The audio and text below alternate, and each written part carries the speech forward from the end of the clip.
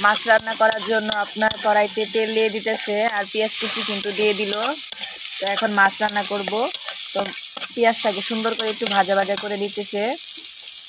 তারপরে কিন্তু একে একে সব কিছু মশলা দিয়ে দিবে। এখন দিয়ে দিল আপনার কাঁচামরিচ।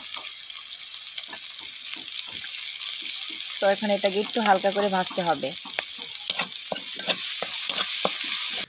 আর এখানে কিন্তু সবকিছু একদম কেটে ধুয়ে পরিষ্কার করে নিয়েছে। দেখেন সব কিছু একদম ধুয়ে কেটে নিছে।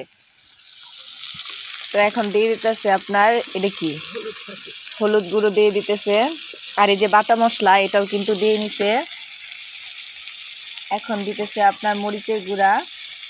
তো তেলাপিয়া মাছ রান্না করবে। এখন দিয়ে দিতেছে আপনার স্বাদ মতো লবণ।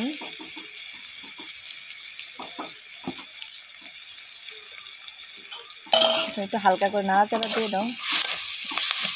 একটু পরিমাণ মতো পানি দিয়ে দিবে, নাহলে কিন্তু মশলাগুলো একদম ধরবে। হয়েছে।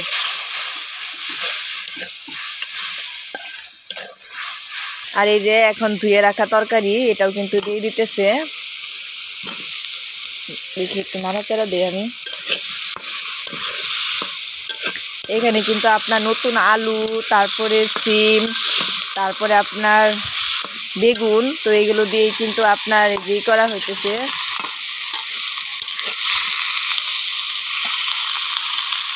এটা কিসের জন্যে? এই যে এটা শুটকি রান্না করবে। আমার আম্মা কিন্তু খুবই পছন্দ করে শুটকি, তো এর জন্য আর কি ধুয়ে রাখতেছে এখানে। এই যে তরকারি। তো যারা প্রবাসী থাকেন, যারা ব্যাচেলর, তারা কিন্তু আমার এই রান্নার ভিডিওটা দেখে আপনারা নিজে থেকে রান্না করতে পারেন। অনেক ধোঁয়া, মানে লাকড়ির চুলায় রান্না করলে কিন্তু অনেক কষ্ট, অনেক ধোঁয়া। এই যে এখন পরিমাণ মতো একটু ঝোল দিয়ে দিবে। দিয়ে দাও, ঝোল দিয়ে দাও।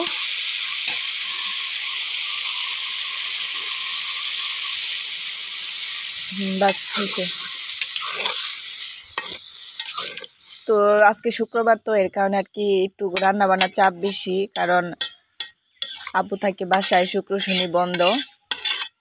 তো এর কারণে আর কি লাকড়ির চুলায় রান্না করি। প্রত্যেক সময় আপনার দুপুর সময় রান্না করতে হয় আমাদের চুলার পাড়ে। হয়েছে। এই যে দেখেন টমেটো কুচি দিয়ে দিতেছে উপর দিয়ে। তরকারি কিন্তু প্রায় হয়ে গেছে। তো এখন একটু পর আপনার মাছগুলো সুন্দরভাবে দিয়ে দিবে। এই যে দেখেন মাছগুলো উপর দিয়ে দিছে। তো আমার তরকারি কিন্তু একদমই রেডি। এখন উপর দিয়ে আপনার সজের পাতা দিয়ে দিবে। তো কে কীভাবে এরকমভাবে আপনারা রান্না করেন অবশ্যই কিন্তু কমেন্ট করে বলবেন। আর এই যে দেখেন মাছের তরকারিটা কত সুন্দর হয়েছে কালারটা। আর এইভাবে রান্না করলে কিন্তু স্বাদটা দ্বিগুণ বেড়ে যায়। তো এখন আপনার একটু সজের পাতা উপর দিয়ে দিলে কিন্তু আমার তরকারিটা একদমই রেডি। এই যে দেখেন উপর দিয়ে সজের পাতাগুলো দিয়ে দিতেছে।